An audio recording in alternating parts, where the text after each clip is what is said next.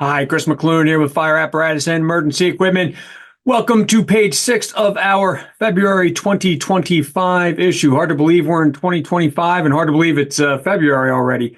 There are a couple of articles this month that I'd like you to take a look at. They certainly made me think a little bit. One is our cover story on technology. It's about technologies that are available right now for you to implement.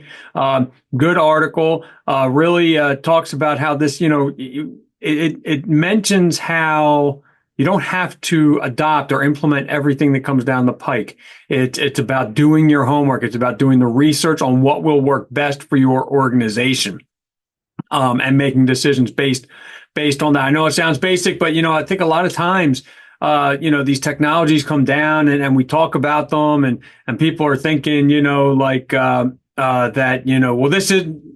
Why are you talking about this? This doesn't apply to my organization or what have you. And certainly no one is ever saying that. But so that's the one. The other one is Robert Tutterow talked about apparatus accessibility, whether it's getting equipment on or off of the truck, whether it is getting in or out of the truck.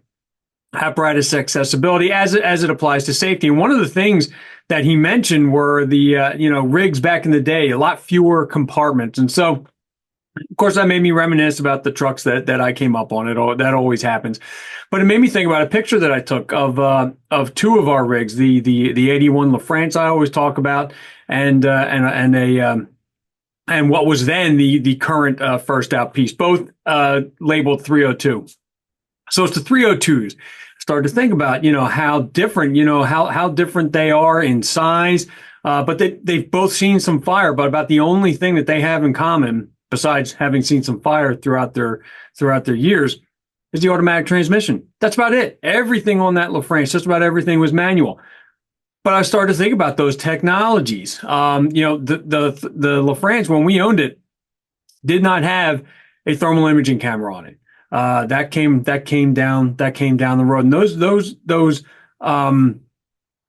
thermal imaging cameras was technology that we really didn't have to think a whole lot about. They so complemented our tried and true search and rescue tactics that we didn't have to put much thought into it. That was something we wanted. And once that barrier of cost was removed, they became pervasive. And it just so those two were sort of connected in that way. I also wanted to mention, so take a look at Robert's keeping it safe this month. So it's a pretty good one. And also, I did want to also mention, and I mentioned this in my editorial, we have a submission form now that's making it easier than ever to submit articles, videos, photos to us. And part of when we talk about apparatus design, which is what Robert talked about, we all steal from each other. We all see features of a rig down the road that we like, that we then adopt into our own. It's the same with technology. We all can steal from each other with the various technologies that we have available to us.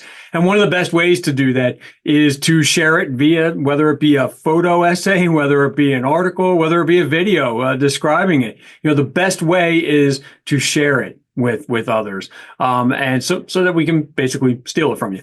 But we have made it very easy for that to happen. And what that then leads to is our ability here to provide the information that all fire departments need to make better informed purchasing decisions. So just a few thoughts on the February issue. There's a lot more in it that I didn't get to, but hopefully you are having a great start to your 2025, and I will see you again next month. So, by the way, FDIC, don't forget, it's coming up in April. If you haven't registered yet, FDIC.com. All the workshops are up, hot workshops, hot evolutions, and classroom sessions are all up, so make sure you register soon. So until then, this has been Chris Mc Loone with Fire Apparatus and Emergency Equipment. Have a good one and stay safe.